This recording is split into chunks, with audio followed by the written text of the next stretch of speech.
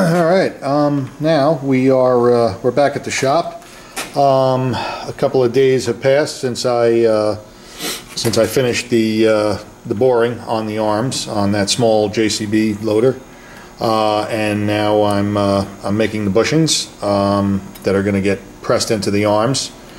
And let's see, here we are. I'm just coursing this out. Had a piece of material here. It's, you know, pretty much about the right size.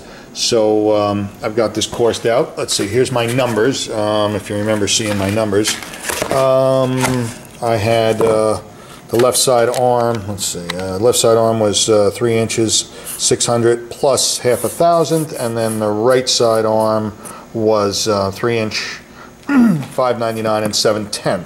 So I'm within a thousandth between the two of them, so that's fine. I can just you know, I can just sand a little more on the OD. That's only going to affect the OD of this bushing, and then of course into that we'll get pressed this bushing, the hardened bushing, the manufacturer's bushing, and that has my number there, the ID of the bushing I'm making, or the OD of this, because this has a let me see here, can you, yeah, see that has kind of a little bit of a flange on it here, so I guess that'll get pressed into this, you know, to this stop point. I did check this to make sure that there's no real there's no taper. I didn't know the way it was designed, if it had maybe a taper, if this would be like a different dimension than this part here, but no, I've checked it.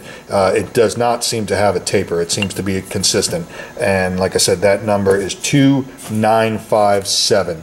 I don't know where that dimension comes from. I've checked it a few times. That doesn't even seem to come up to a millimeter dimension, but hey, you know, whatever. Again, it doesn't matter because we're making everything here. So it's got this nice big groove in the center, a grease groove with a hole, and I'm going to of course have to put a hole in these bushings because there's a grease fitting in the top of the arm, if you remember, so that's no problem. And then inside here they've done a really nice job of grease grooving the inside. And this thing, the way this thing is, something rides inside of this, and then if you remember on that carriage that was there, there's like what rides in this is not even really the pin. It's something that acts as a pin, but it's essentially, it kind of operates as a hydraulic cylinder, if you remember seeing on that carriage. I don't know if it controls some sort of locking or whatever, and then it's got a manual valve on it to change the flow. There's 4 outlet ports on that carriage. So anyway, none of that really concerns me. I'm kind of getting off on a tangent there. So so those are my numbers there for my outside, and this is going to be the inside again of the bushings that we're making here. So I've got this pretty well roughed out now. I'm within, you know, 30 or 40 thousandths there, and I'm within 30 or 40 thousandths here. I'm just waiting for it to it's still pretty warm, because again, you can see I've just like, especially on the inside here, again, I just rough it out with, you know, in this case with an insert, you know, very heavy. Let's see, can you see a very heavy negative rake. These are really beefy, chunky inserts, but they're great for, you know, again, for hogging out really big, you know, pieces, you know, hunks of material here. So it's good for that. So again, I'm just, this is really kind of warm yet. So I just want it to cool, and then I'll start making my finishing cuts inside and outside, and you know, try to hit my numbers here. And then I don't know if I'm gonna part this off. I'll probably just, there's plenty of material here. I'll probably just, you know, after I finish it, I'll probably just go over to the saw and just cut them off in the saw, bring them back, set them up, and then put the, you know, the chamfers on them, and then that, technically that should be it. Then we'll pretty much be done in the shop, and then I think tomorrow I'm supposed to be headed back out to try and install all this. So anyway, let me get this a little more closer to finish. Like I said, I'm going to let this cool for a little bit, and then I'll bring you back and let you know where we're at. Okay. Alright, so now it cooled off. I put a different tool, just a regular brazed carbide tool and a regular boring bar, and and I finished up the OD. I shot for pretty much right on my number there, because again I want the outside of this thing to be a really tight press fit. I'm going to go for like 3 or more thousandths, 3+ I think on the outside here, so that I get a really tight squeeze on this. So certainly I'm going to lose something on the inside. So I'm like 956 actually on my inside. So that should be just good. That should be fine. That should give me again, I want a really nice tight press on the outside, and and a moderate press on the inside. So because again, this is a hardened this is a hardened bushing. So I think that'll be fine. So assuming I hit my outside numbers here, I should be just fine. So let's see how I do with that. I'll switch over back to a regular tool, and I'll bring it back. I'll let you know how we do. Okay, so now we're back. We're done. Everything is quite cool now, and as far as the actual the turning now, we're done. I'm just gonna naturally I'll cut them and chamfer them.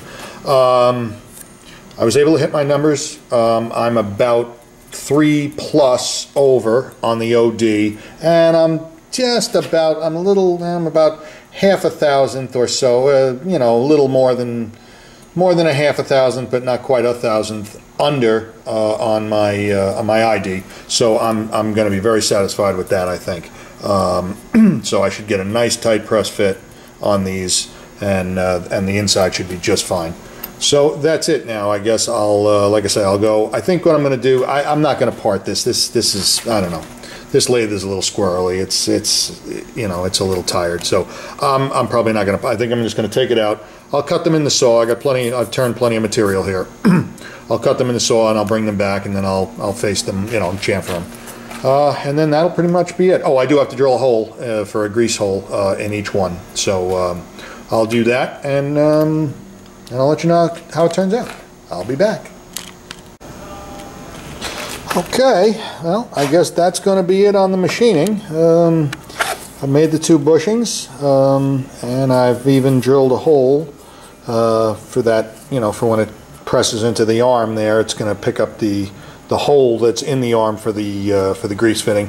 So that'll lubricate that, and then these will get pressed into that. These actually, it's nice the way they have quite a big taper on that. That'll be a big assistance when I go to squeeze them in. That's a very handy thing to have there. That's very nice. So yeah, that's it. Like I say, it's going to be back out into the field now, to back to the customer's place tomorrow to get these squeezed into the arm, and these squeezed into these bushings. And that's pretty much going to be it, I guess. So I'll try to bring you along out there if I can. If not, then this might be the end. Because again, when I'm not at my place, if I'm out in the customer's shop, it can, can be a little hairy, and it's usually, kind of chaotic on the road. So, but I'll try to bring you along. All right. So, so that's, like I say, that's it on these bushings, and we'll see you later. Thanks. Well, all right. I'm doing this off my iPhone, but we're back out here doing the picking up on where I left off on the small JCB backhoe, model 210 here with the Linebore. You can see here's the bushings that I made on the lathe. You can see a little bit up here with the hole for the grease to come through. This one's marked left, so this one's in, this one's fully seated, and now we're working over here on the right side one. Same thing, I just made a collar just to pull it in, and I got the hole lined up so that it should, by the time it gets in where it's going, the hole comes through, so it will line up with the grease hole. At least that one did. So hopefully we'll get lucky. We'll go for 2. Yeah, I didn't even know if I was going to be able to film this, video this or not. So, but here we are. And same thing, like normal, just drawing these in nice and even. I don't like to pound these things in. I draw them in. You can see I've got the, the hollow cylinder on there, piece of threaded rod, and my my trusty crummy old pump here. And that's what we're doing now.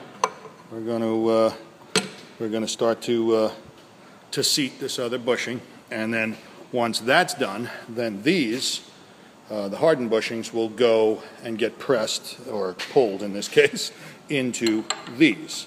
So let me get this one seated, and I'll bring you back, and we'll see how we're doing. All right. So now the steel that the ones I've turned are in, and since I was over on this side already, I figure I'll seat the just reset it, remove it, reset it, and seat the hardened one. So this one is already on its way in. Kind of hard to see much happening here, but you can maybe see the ram is moving on this end here, and seating it right in. It's going in nice and even. Not too terribly difficult, which is good. That's kind of what I was hoping for. The steel one went in, quite hard, which is good. That's kind of what I wanted.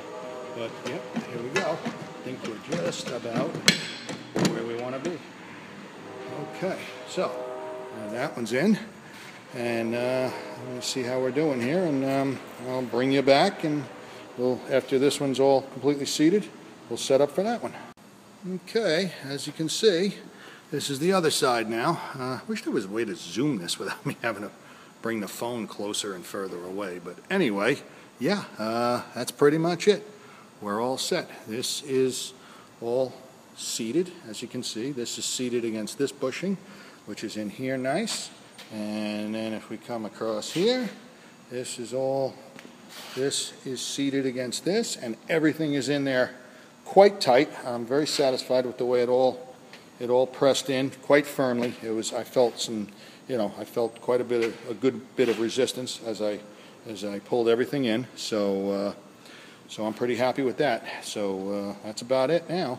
So that kind of ends my part of this, I think, unless they have some specific problems with the carriage. As you can see, this one here, we don't know about that. This might be waffled, so I don't know if this may eventually have to come in and get set up and reboard, or I don't know. We'll have to see.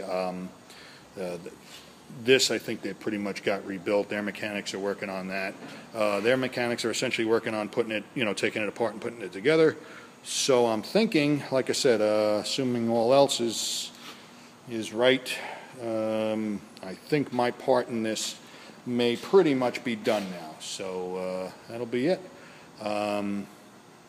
So I guess, like I said, I'm guessing that wraps my part up on this, or theoretically it should. We'll find out if there's something additional. I'll try to bring it to you. But that's going to be it on the small JCB. Sorry, I'm doing this on my camera phone here because, like I said, I didn't have the camera, and it's been a chaotic day, and I just didn't have the camera on the truck when I got here this evening. So that's about it. So that's it. I'm signing off on this, and that'll wrap it. Okay, as always, thanks for watching, and as some famous guy once said, everybody polka. Bye.